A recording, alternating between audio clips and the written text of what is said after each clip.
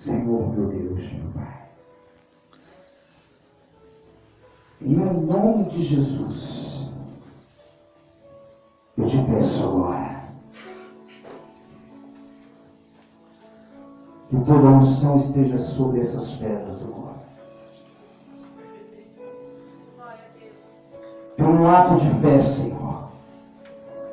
Cada um, Senhor, vai sair do teu lugar e vai colocar a mão nessa sacola, nessa mochila.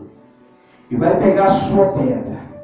E vai chegar de frente no gigante. Pode vir, igreja.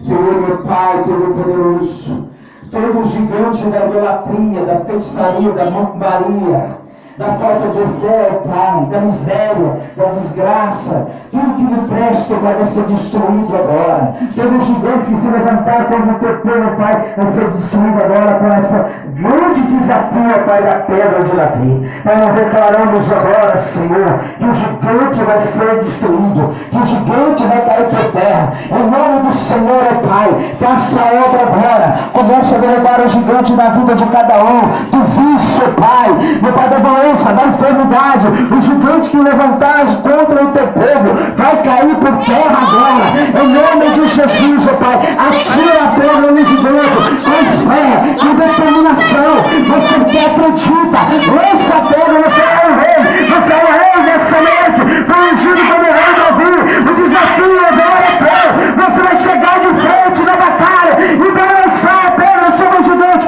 Em nome de Jesus, eu como profeta Samuel, eu declaro a vitória sobre esse maldito, sobre esse gigante agora. Igreja do Senhor, seja vitoriosa. Em nome do Senhor, aquele gigante vai preparar a tua vida no trabalho, na tua casa, na tua família. Vai cair por terra agora. Com o sangue poderoso de Jesus.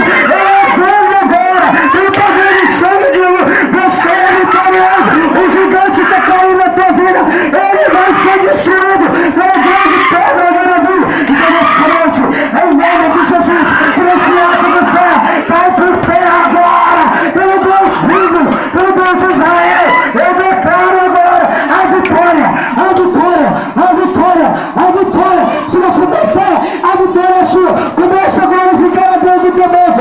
Você que lançou a perna no gigante, começa a glorificar a Deus aí. Exaltar o Senhor. Ei, da caia na shuri, caia lá. Nós declaramos, Pai, que o gigante foi derrotado. O gigante caiu com o rosto no chão. O gigante é Pai.